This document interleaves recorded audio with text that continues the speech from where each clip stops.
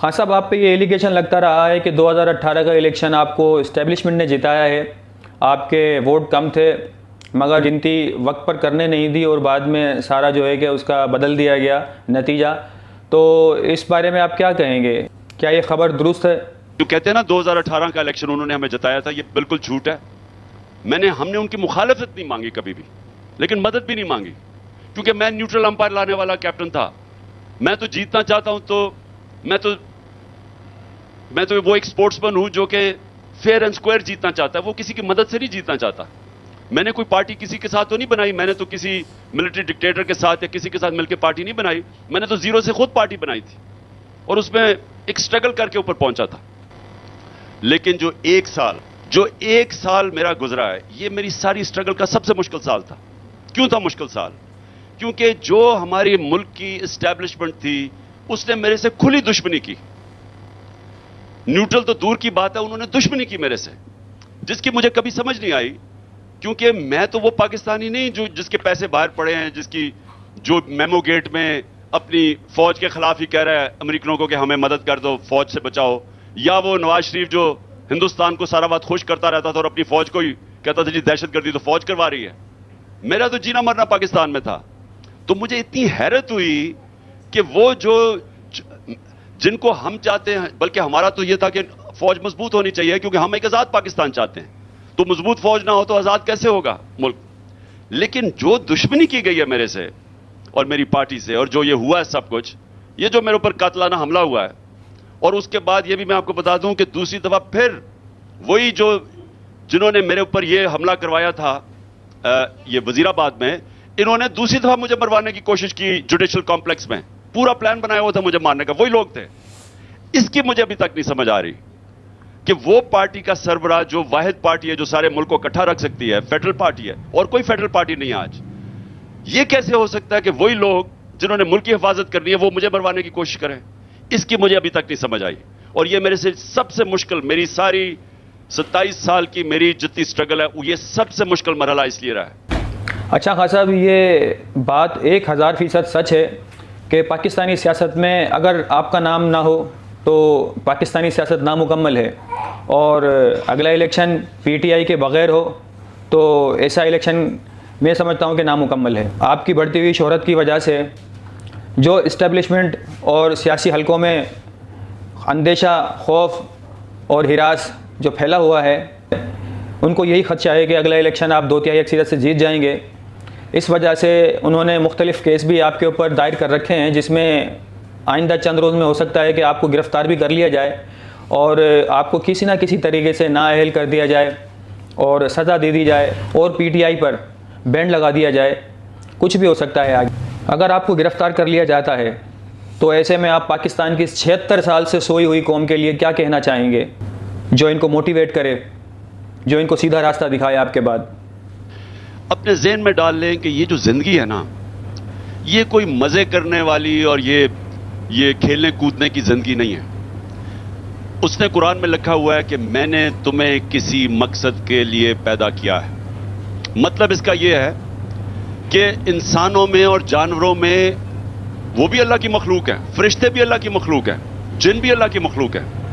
लेकिन इंसानों को उसने फ़र्क कैसे पैदा किया है कि उसने हमें अच्छे बुरे की फैसला हमारे पे छोड़ दिया है कि हमारे 2 रास्ते हैं जो आप नमाज में मांगते हैं, अल्लाह सीधे रास्ते पे लगा, उनके नहीं जो दूसरे रास्ते पे चले गए। हमें अल्लाह ने ऑप्शन दिया 2 रास्तों के बीच में।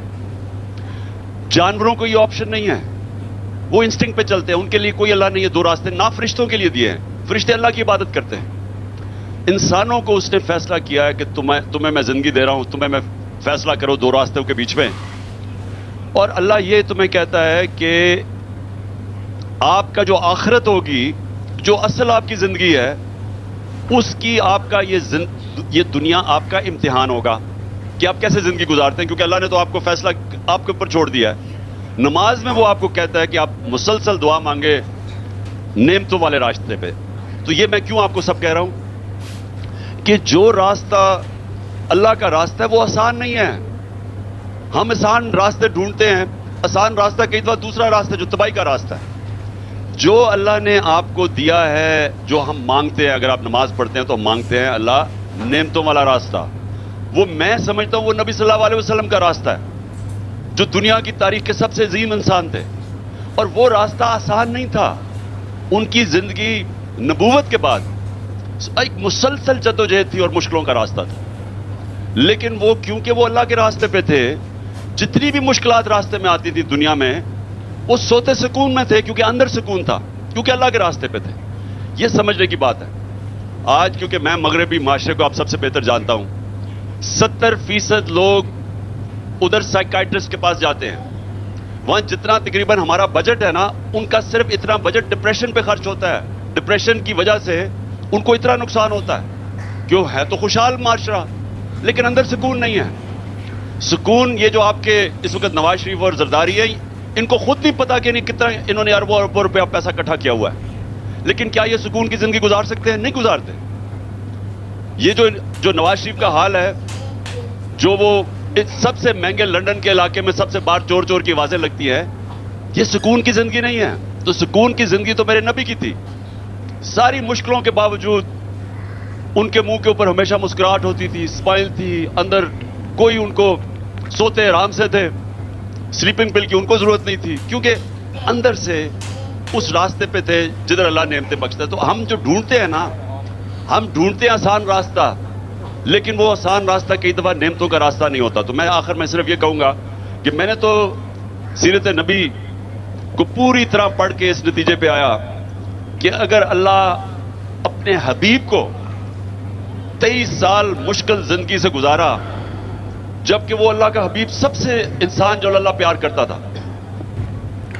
तो नाजरीन, क्या ही बात है खान साहब की, क्या ही हौसला और क्या ही हिम्मत है इनकी। ऐसे हालात में जब इनको चारों तरफ से हुकूमती इदारों ने भेड़िए की तरह घेरा हुआ है, कब इनकी गिरफ्तारी हो जाए, कब इन्हें सज़ा हो जाए, ना इसका खौफ है। इनके बाद इनके बच्चों का क्या होगा, ना इसका खौफ है। हालिया जो निकाह बुशरा बीबी से हुआ, वो तनहा रह जाएंगी, ना इसका खौफ है। ज़िंदगी तो ये अपने घर में भी गुजार सकते हैं, इनके घर में किसी चीज़ की कमी नहीं है। एक बादशाह की ज़िंदगी गुजार सकते हैं, ये सही कहते हैं, खुद भी कहते हैं। तो ऐसा इस बंदे को क्या मसला है जो ये अपनी जान गंवाने के, अपनी ज़िंदगी को, अपनी बाकी उम्र को जेल में गुजारने के दर पे खड़ा हुआ है? इस बंदे के साथ मसला क्या है? क्या समझते हैं आप? अरे ये पाकिस्तानियों तुम्हारे लिए खड़ा हुआ है। ये जितनी मुश्किलात का सामना कर रहा है, ये सिर्फ पाकिस्तानियों तुम्हारे लिए। 26-27 साल से जो ये जद्दोजहद कर रहा है, ये सिर्फ तुम्हारे लिए कर रहा है। मगर तुम हो कि नींद से जागते ही नहीं। कब जागोगे तुम? 76 साल हो गए तुम्हें सोते सोते। ना तुम्हें अपने का पता है, ना पराये का पता है, ना दुश्मन की खबर है, ना दोस्त की खबर है। मैं उनसे सवाल करता हूं जो इन करप्ट सियासतदानों को वोट देते हैं, उनके कारकुन हैं, क्या उनके घर में बच्चे जब अपने बाप से खर्ची मांगते होंगे तो वो ये तो कहते होंगे ना कि आज पुत्र मेरे पास पैसे नहीं हैं, आज मेरे पास पैसे नहीं हैं, आज तनख्वाह नहीं मिली है, आज मेरा धंधा नहीं चला, आज मेरी बोनी नहीं हुई, आज कोई गाहक ही नहीं आया। क्या नून लीग पीपल्स पार्टी के सपोर्टर क्या सब अमीर हैं? उनमें कोई गरीब नहीं है? अगर उनमें कोई गरीब है तो जागता क्यों नहीं है? क्या उसकी बीवी बीमार नहीं पड़ती? क्या उसके बच्चे बीमार नहीं पड़ते? समझ में नहीं आती कैसे आ जाते हैं वोटर सपोर्टर इनके बाहर निकल के। अब इतने हालात कशीदा हो चुके हैं, आटा, पेट्रोल, दाल, चीनी हमारी दस्तरस से बाहर हो चुका है। पेट्रोल 300 पे पहुंचा दिया है। बढ़ाओ और पेट्रोल की कीमत, जितने टैक्स लगाने हैं लगाओ, मगर वो तारीख बता दो कि जिस दिन पाकिस्तान को तुम कर्जे से आज़ाद कराओगे, वो दिन बता दो हमें, ताकि हमें तसल्ली हो जाए कि हम जो झेल रहे हैं हमें उसका फल मिलेगा एक दिन। अब करेंगे ठीक, अब करेंगे, अब करेंगे, अब डॉलर नीचे आएगा, अब पेट्रोल नीचे आएगा, कहते कहते कहते कहते तुम्हें 76 साल हो गए। हम एटमी हुकूमत हैं, हमने एटम बम बनाया है, हम घास खाएंगे। अबे घास तो खा रहे हैं हम लोग, यही कहा था ना भुट्टो ने कि घास खा लेंगे एटम बम बनाएंगे। वे तो घास तो खा रहे हैं हम लोग अब, और क्या रह गया हमारे पास। मिलते हैं नाज़रीन अगली वीडियो में, तब तक के लिए अल्लाह हाफिज़।